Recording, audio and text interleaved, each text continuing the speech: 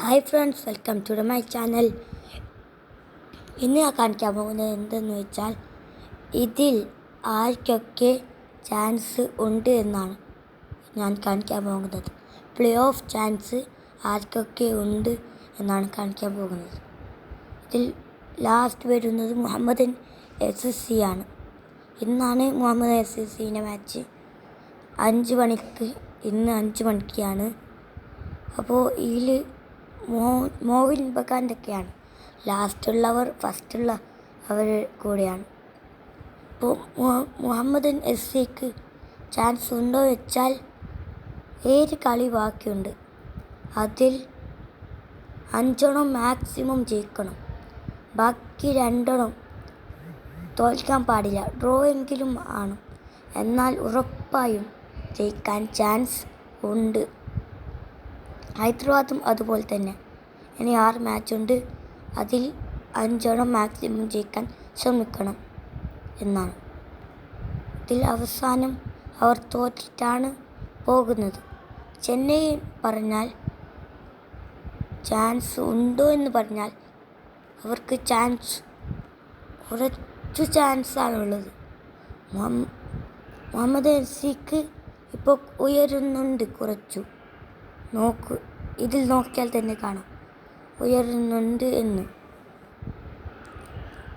അങ്ങനെ വെച്ചാൽ Muhammad SSC 3 draw match ഉണ്ടായിരുന്നു. 5 മാച്ചിൽ 1 വിജയവും 1 തോൽവിയും. കുറച്ചു ചാൻസ് ഉണ്ട് എന്ന് പറയാം. 5 മത്സരത്തിൽ 5 ജയിച്ചാൽ ഉറപ്പായും ചെന്നൈക്ക് ചാൻസ് ഉണ്ട്. ഈസ്റ്റ് ബംഗാളും അതുപോലെ തന്നെ. 6 മത്സരത്തിൽ 5 ജയിക്കണം എന്നാണ് ഈസ്റ്റ് ബംഗാളിൻ്റെയും പറയുന്നത്. പഞ്ചാബാണ് ഏറ്റവും മുമ്പിലെത്താൻ പോകുന്നത് എന്ന് പറയാം. 16 മത്സരമേ കളിച്ചിട്ടുള്ളൂ എന്ന് പറയാം. 20 പോയിൻറ്റുമുണ്ട് എന്ന് വെച്ചാൽ ഇനി പഞ്ചാബിന് 8 മത്സരമുണ്ട്. 8ൽ 5 ജയിക്കണം. കുറച്ച് ഡ്രോ ആണ് എന്ന് പറയാം. 5 ജയിക്കണം. 1-2 ഡ്രോ ആണ്. എന്നാൽ പ്ലേ ഓഫ് ചാൻസ് പഞ്ചാബിനുമുണ്ട്. കേരള ബ്ലാസ്റ്റേഴ്സ് FC പറയുന്നത് 19 സ്ഥാനത്താണ്. ഇനിയുള്ള 5 മത്സരത്തിൽ മാക്സിമം 4 ജയിക്കണം. ഒഡീഷ പ്ലേ ഓഫിലേക്ക് ചാൻസ് ഉണ്ട്. ഒഡീഷക്ക് നല്ല ചാൻസ് ഉണ്ട്. എങ്ങനെയെന്ന് വെച്ചാൽ ഒഡീഷക്ക് ഇനി 7 മത്സരമുണ്ട്. അതിൽ മാക്സിമം 4 മത്സരം അല്ലെങ്കിൽ 3 മത്സരം ജയിച്ചാൽ മതി. ഒഡീഷ കുറച്ചു പിന്നിലാണ്. കേരളം മുമ്പിലാണ് കുറച്ചു. ഒഡീഷ ജയിച്ചിട്ടാണ് വരുന്നത് എന്ന് പറയാം. Mumbai city FC. മുംബൈ സിറ്റിക്ക് നല്ല ചാൻസ് ഉണ്ട്. ഇനി 6 മത്സരത്തിൽ മാക്സിമം 3 ജയിക്കണം എന്ന് പറയാം. 3-4 എന്തായാലും ജയിക്കണം എന്ന് പറയാം. ഇനി ബാംഗ്ലൂർ എന്നാണ്. ബാംഗ്ലൂർക്കും മുംബൈക്കും ഒരേപോലെയാണ് ഉള്ളത്. അതിനെന്തും പറയാനില്ല. അതുപോലെ തന്നെ 6 മത്സരത്തിൽ മാക്സിമം 3 ജയിക്കണം എന്നാണ് പറയുന്നത്.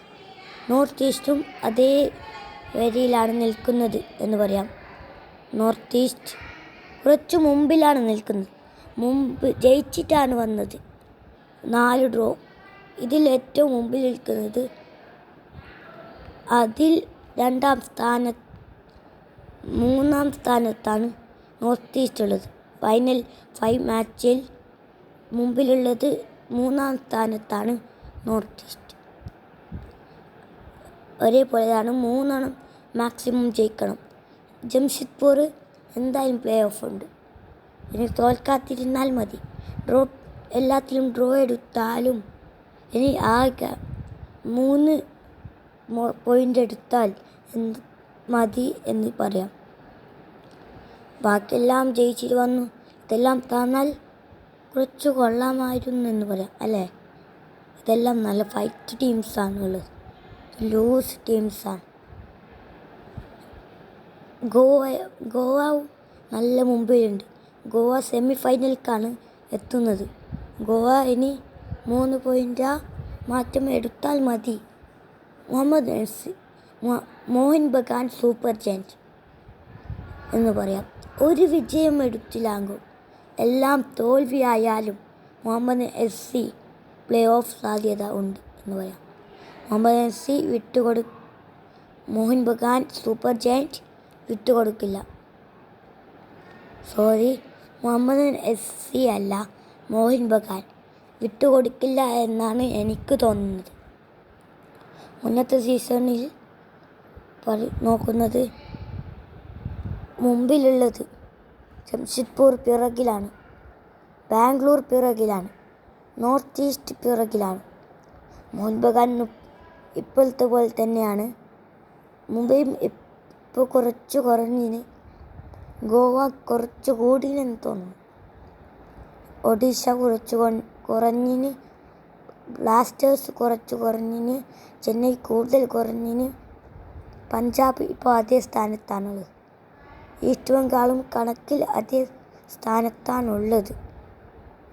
ബാംഗ്ലൂർ ഇപ്പോൾ കൂടിന്, ജംഷഡ്പൂർ ഇപ്പോൾ കൂടിന്, ഹൈദരാബാദ് അതേ സ്ഥാനത്താണ്. അപ്പോൾ വീഡിയോ ഇഷ്ടപ്പെട്ടാൽ ലൈക്ക്, ഷെയർ, സബ്സ്ക്രൈബ് അടിക്കുക. അപ്പോൾ മറക്കല്ലേ. അടുത്ത വീഡിയോയിൽ കാണാം. Bye bye.